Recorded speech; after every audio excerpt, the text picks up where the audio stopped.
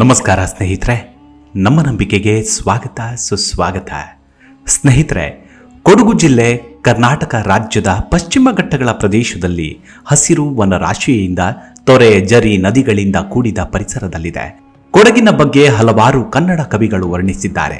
ಎಲ್ಲಿ ಭೂರಮೆ ದೇವ ಸನ್ನಿಧಿ ಬಯಸಿ ಬಿಮ್ಮನೆ ಬಂದಳು, ಎಲ್ಲಿ ಮೋಹನಗಿರಿಯ ಬೆರಗಿನ ರೂಪಿನಿಂದಲಿ ನಿಂದಳು, ಎಲ್ಲಿ ಮುಗಿಲಲ್ಲಿ ಮಿಂಚಿನೋಳ್ ಕಾವೇರಿ ಹೊಳೆ ಹೊಳೆವಳು, ಎಲ್ಲಿ ನೆಲವನ್ನು ತಣಿಸಿ ಜನಮನ ಹೊಲದ ಕಳೆ ಕಳೆವಳು, ಅಲ್ಲೇ ಆ ಕಡೆ ನೋಡಲ, ಅಲ್ಲೇ ಕೊಡವರ ನಾಡಲ, ಅಲ್ಲೇ ಕೊಡವರ ಬೀಡಲ ಎಂದು ಅತ್ಯಂತ ರಮಣೀಯವಾಗಿ ಹಾಡಿ ಹೊಗಳಿದ್ದಾರೆ.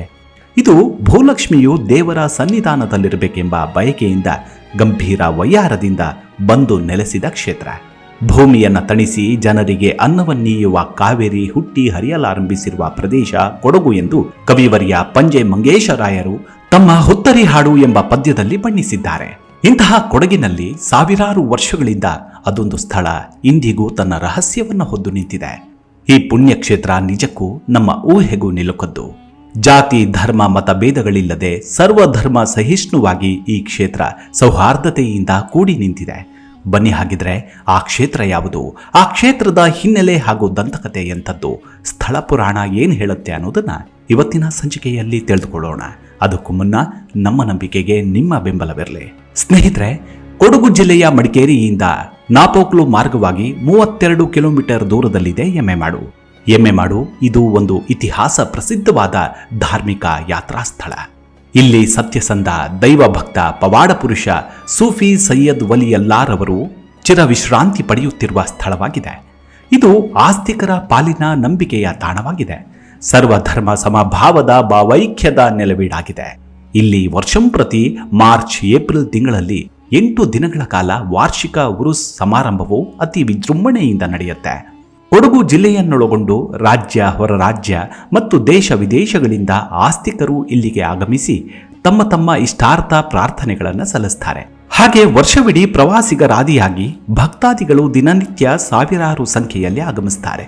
ಈ ದರ್ಗಾದ ಇತಿಹಾಸವನ್ನ ಗಮನಿಸಿದ್ರೆ ಮಹಮ್ಮದ್ ಪೈಗಂಬರ್ ಇಸ್ಲಾಂ ಧರ್ಮವನ್ನ ಸ್ಥಾಪಿಸಿದ ನಂತರ ಧರ್ಮ ಪ್ರಚಾರಕ್ಕಾಗಿ ಜಗತ್ತಿನ ಹಲವು ದೇಶಗಳ ಕಡೆ ಧರ್ಮ ಪ್ರಚಾರಕರು ತಮ್ಮ ಪ್ರಯಾಣವನ್ನು ಆರಂಭಿಸ್ತಾರೆ.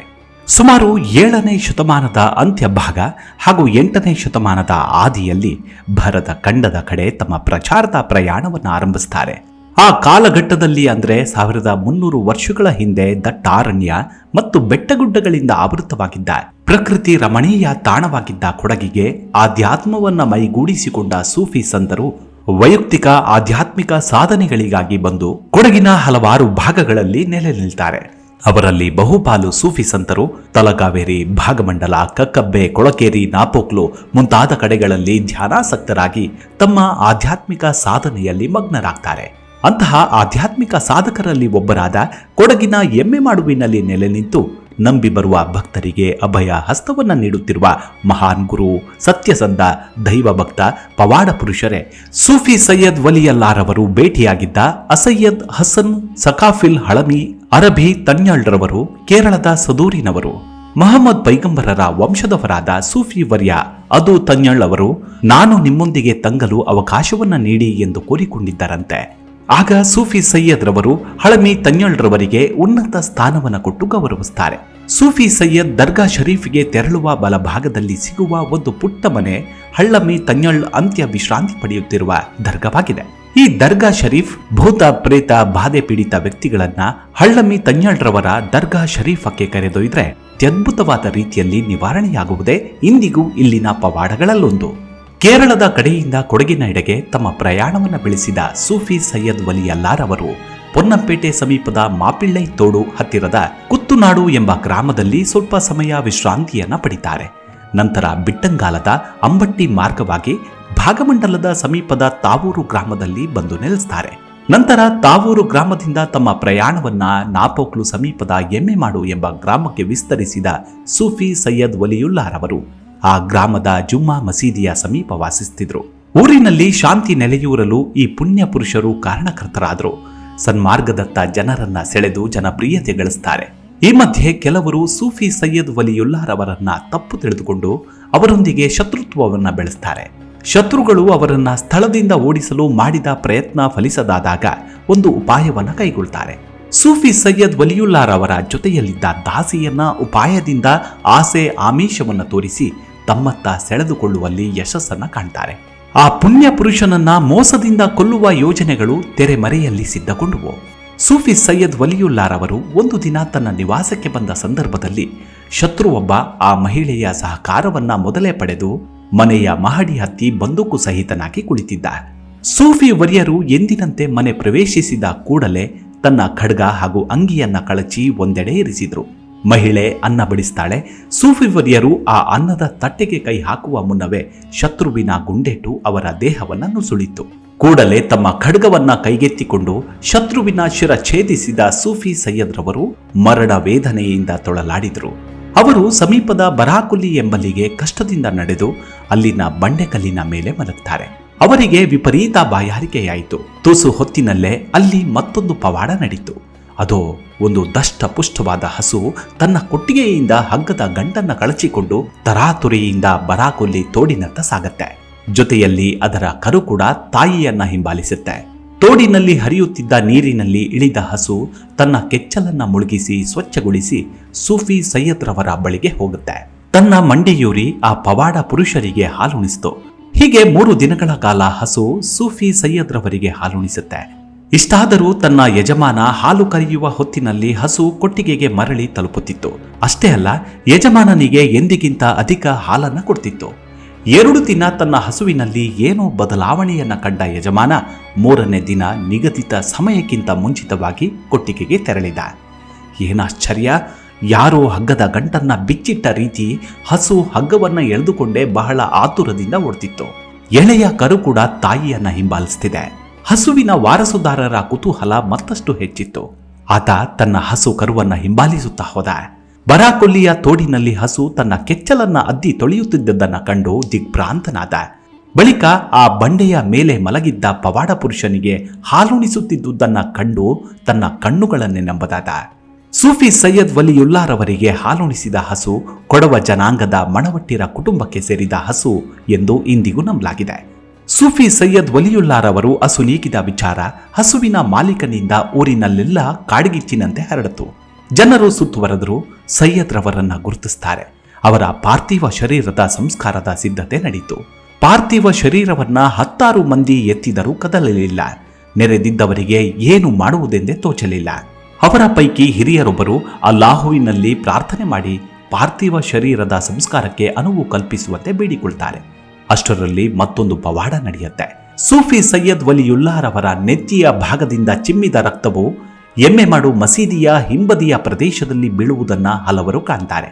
ಬಳಿಕ ಸ್ಥಳ ಪರಿಶೀಲಿಸಿ ಖಾತರಿಪಡಿಸಿ ಖಬರ್ ಅಂದ್ರೆ ಸಮಾಧಿಯನ್ನ ತೋಡಲಾಯಿತು. ಆನಂತರ ಪಾರ್ಥಿವ ಶರೀರವನ್ನ ಮೇಲೆ ಎತ್ತಿದಾಗ ದೇಹವು ಅತ್ಯಂತ ಹಗೂರವಾದ ಅನುಭವವಾಯಿತು. ನೆರೆದವರು ಚಕಿತರಾದರು.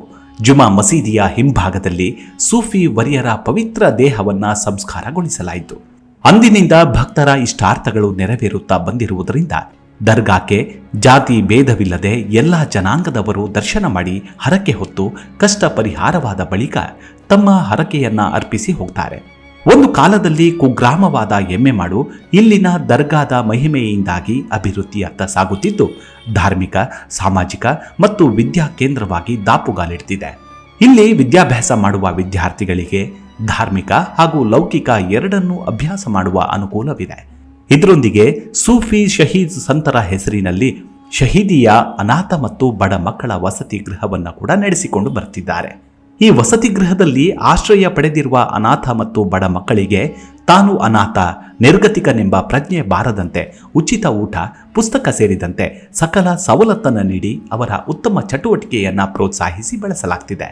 ಪ್ರತಿ ವರ್ಷವೂ ಫೆಬ್ರವರಿ ಅಥವಾ ಮಾರ್ಚಿನಲ್ಲಿ ಸೂಫಿ ಶಹೀದ್ ಸಂತರ ಹೆಸರಿನಲ್ಲಿ ಉರುಸ್ ನಡೆಯುತ್ತೆ.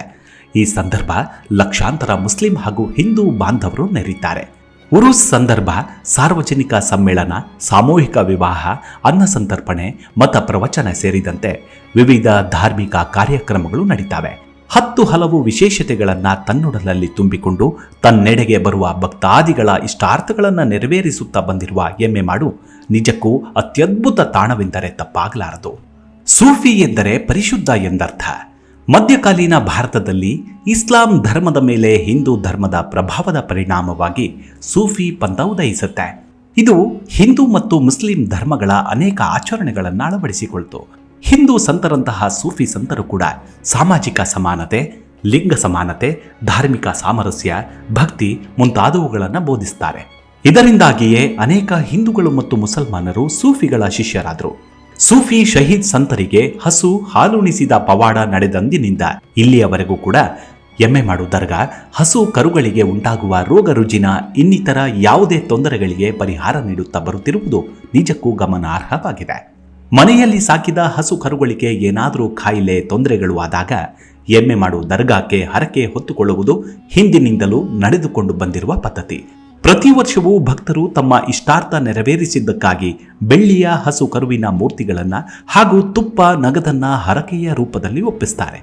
ಇದುವರೆಗೆ ಕೇವಲ ದನ ಕರುಗಳ ಸಮಸ್ಯೆಗೆ ಮಾತ್ರವಲ್ಲದೆ ಮಾನಸಿಕ, ಶಾರೀರಿಕವಾಗಿ ಕೆಲವೊಂದು ತೊಂದರೆಗಳಿಂದ ಬಳಲುತ್ತಿದ್ದವರು ಕೂಡ ಇಲ್ಲಿಗೆ ಭೇಟಿ ನೀಡಿ ಪರಿಹಾರ ಕಂಡುಕೊಂಡ ಹಲವು ಉದಾಹರಣೆಗಳನ್ನು ಇಂದಿಗೂ ನಾವು ಕಾಣಬಹುದು. ಸೂಫಿ ಸೈಯದ್ ವಲಿಯುಲ್ಲಾರವರಿಗೆ ಮರಣಶಯ್ಯೆಯಲ್ಲಿ ಹಾಲುಣಿಸಿದ ಹಸು ಹಾಗೂ ಕರುವಿನ ಹೆಜ್ಜೆ ಗುರುತು ಬಂಡೆಕಲ್ಲಿನ ಮೇಲೆ ಅಚ್ಚೊತ್ತಿದಂತೆ ಇದ್ದು, ಈ ದೃಶ್ಯವನ್ನ ಬರಾಕೊಲ್ಲಿ ಬಂಡೆಯ ಮೇಲೆ ಭಕ್ತಾದಿಗಳು ಇಂದಿಗೂ ಕಾಣಬಹುದಾಗಿದೆ. ಹಸು ಹಗ್ಗವನ್ನ ಎಳೆದೊಯ್ದ ಗುರುತು, ಹಸು ಮತ್ತು ಕರುವಿನ ಕಾಲು ಗುರುತುಗಳು ಸ್ಪಷ್ಟವಾಗಿ ಗೋಚರಿಸುತ್ತವೆ. ಈ ಸ್ಥಳವು ಎಮ್ಮೆಮಾಡು ದರ್ಗಾ ಶರೀಫದಿಂದ ಅಂದಾಜು 1.5 ಫರ್ಲಾಂಗ್ ದೂರದಲ್ಲಿದೆ. ದನ ಕರುಗಳಿಗೆ ತಗುಲುವ ಯಾವುದೇ ವಿವಿಧ ರೋಗಗಳಿಗೂ ಈ ಪುಣ್ಯ ಪುರುಷನ ಹೆಸರಿನಲ್ಲಿ ಹರಕೆ ಹೊತ್ತಿದ್ದೇ ಆದಲ್ಲಿ ತಕ್ಷಣಕ್ಕೆ ಪರಿಹಾರ ದೊರಕುವುದು ಈಗಲೂ ಪವಾಡವೇ ಸದೃಶ್ಯದಂತಿದೆ. ಸೂಫಿ ಸೈಯದ್ರವರ ವಾರ್ಷಿಕ ಉರುಸು ಸಂದರ್ಭ ಹೊರ ರಾಜ್ಯಗಳಿಂದಲೂ ಭಕ್ತಾದಿಗಳು ಹೆಚ್ಚಿನ ಸಂಖ್ಯೆಯಲ್ಲಿ ಆಗಮಿಸುತ್ತಾರೆ. ಇಲ್ಲಿಗೆ ತೆರಳುವಾಗ ಯಾವುದೇ ಜಾತಿ ಧರ್ಮದ ಗುಂಗನ್ನ ಹೊತ್ತು ತೆರಳಬಾರದು. ಇಲ್ಲಿ ಪರಿಶುದ್ಧ ಮನಸ್ಸಿನಿಂದ ನಿಸ್ವಾರ್ಥ ಭಕ್ತಿಯಿಂದ ತೆರಳಿ ಸೇವೆ ಮಾಡಿದ್ದಲ್ಲಿ ನಮ್ಮ ಸಕಲ ಇಷ್ಟಾರ್ಥಗಳು ಫಲಿಸ್ತವೆ ಎಂಬುದು ನಿಜಕ್ಕೂ ಸತ್ಯ. ಮುಂದಿನ ಸಂಚಿಕೆಯಲ್ಲಿ ಮತ್ತೆ ಸಿಗೋಣ. ಅಲ್ಲಿವರೆಗೂ ನಿಮ್ಮ ಆರೋಗ್ಯದ ಕಡೆ ಗಮನವಿರಲಿ. Take care. ನಮಸ್ಕಾರ.